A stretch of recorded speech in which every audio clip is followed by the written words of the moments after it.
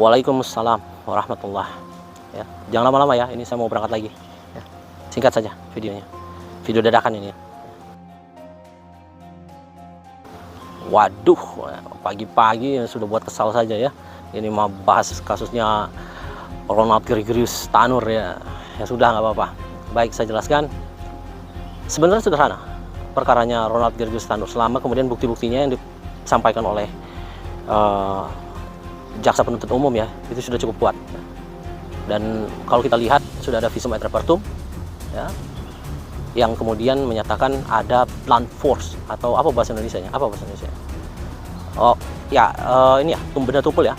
Nah, jadi ada pendarahan akibat benda tumpul di beberapa bagian dari tubuhnya dan organnya ya, seperti itu. Jadi kalau misalkan kemudian demikian, berarti yang harus dijadikan acuan adalah visum et repertum kalau sudah bicara penyebab kematian. Karena kan meskipun berlaku asasnya ius curia novit, hakim dianggap tahu, tapi ini kan ada visum et repertum atau yang disebut sebagai affidavit ya, keterangan tertulis dari seorang ahli.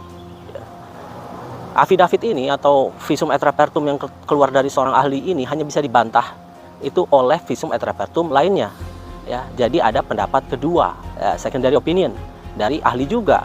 Jadi nanti hakim akan mempertimbangkan. Yang harus kita ingat bahwa hakim itu tidak kemudian berpendapat. Hakim itu mempertimbangkan, makanya disebutnya ratio decidendi. Dalam putusan itu ada bagian menimbang, itu kami sebut sebagai ratio decidendi. Ratio decidendi ini itu rumusnya sederhana. Premis mayor, premis minor, itu baru akan ada konklusi atau ratio concluendi. Dalam kasus pidana itu ada premis mayor, premis minor, nanti akan diambil suatu konklusi oleh hakim. Ya. Hakim itu kan tugasnya kan untuk mengkualifisir, mengkonstatir, kemudian mengkonstituir. Ya. Jadi 3 itu saja tugas dia dalam suatu due process of law di pengadilan. Ketika kemudian ada bukti berupa visum et repertum, karena bicara soal penyebab kematian, hakim tidak bisa kemudian berpendapat. Dia bisanya mempertimbangkan.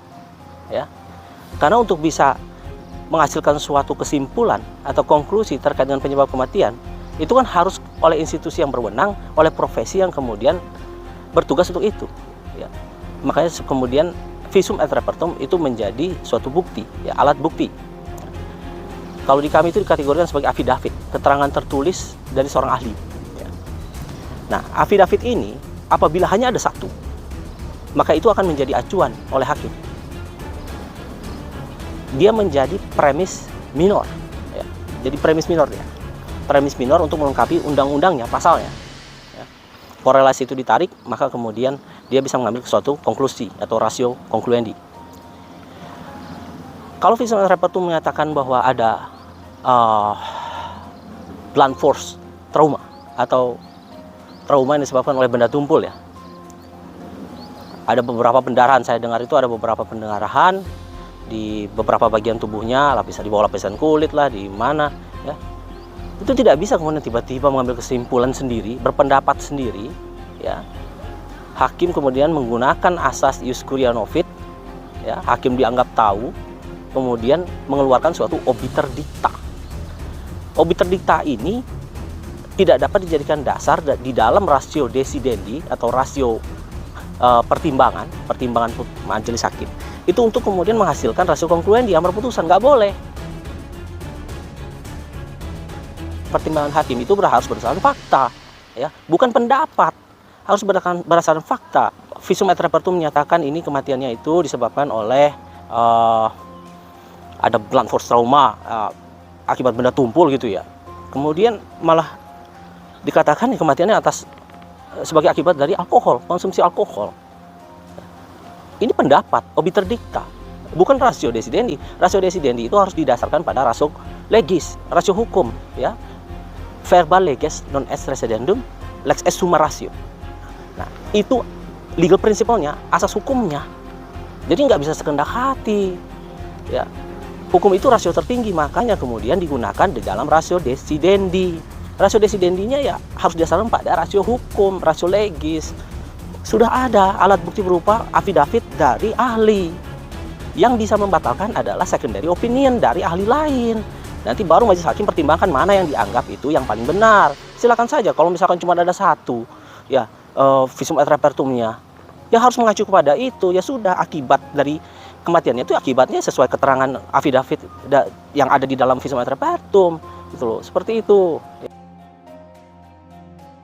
Ya kesimpulannya silahkan ya yang menonton mengambil kesimpulan sendiri dari keterangan yang saya berikan gitu ya.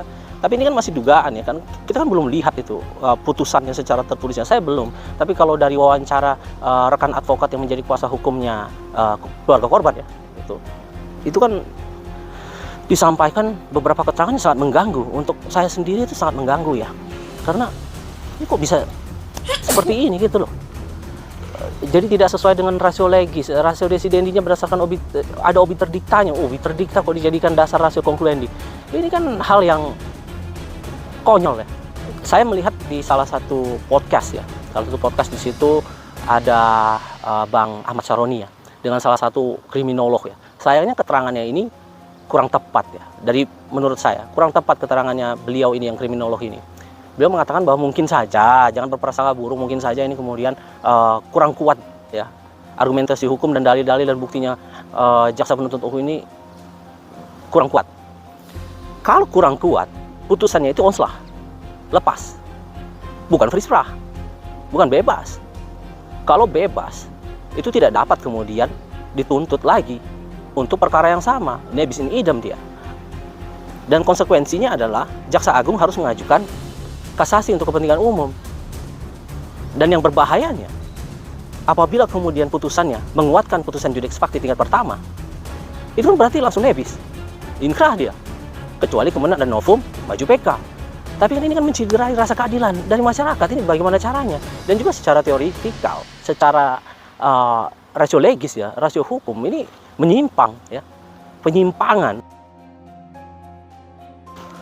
Pesan saya agar majelis hakim di Mahkamah Agung ya, beliau-beliau yang sudah tua-tua ini, tolong pertimbangkan dengan baik ya, karena mempertaruhkan nama baiknya dari Mahkamah Agung sebagai pemegang kekuasaan yudikatif ya. Jangan cuma putusannya pertimbangannya cuma ada 5 ya, atau 10, kemudian tidak ada yang kemudian meresap ke dalam tulangnya dan ke dalam hatinya para pihak dan kuasa hukumnya ya. Harusnya itu kan kata-katanya, penjelasannya itu mampu menyelesaikan masalah, karena ini tingkat terakhir, tingkat tertinggi ya. Jadi jangan cuma ya, menguatkan putusan judex facti tingkat 1 ya, yang seperti itulah ya. Jangan sampai seperti itu, karena sangat memalukan ya. Meskipun kemudian ada sifat merdeka bagi hakim-hakim untuk memutus, tapi merdeka di dalam suatu negara hukum ya, negara yang menganut rule of law, itu kemerdekaan itu limitatif sifatnya. Jangan semau-maunya ya. Kalau cuma seperti itu ya nenek rombeng juga bisa buat putusan seperti itu ya. Saya mohon untuk ingat kembali majelis hakim salah satu surah di dalam Al-Quran, Al-An'am. Dan ketika mereka terlena pada kesenangan-kesenangan mereka, kami bukakan pintu kesenangan itu lebar-lebar untuk mereka, sampai mereka tidak dapat melihat tanda-tanda yang kami berikan untuk mereka. Tapi kami siksa mereka tiba-tiba sampai mereka putus asa. Tolong diingat baik-baik ya. Dan sadar juga bahwa profesi hakim itu salah satu dari 4 profesi yang akan dihisap pertama kali ya. Kita nggak lama di dunia Pak Hakim. Kalau dari saya demikian ya. Cukup, karena saya makin kesal saja ya. Faghfir lana dzunubana wa qina adzabannar ya ini ya. Assalamualaikum warahmatullahi wabarakatuh. Allahumma anta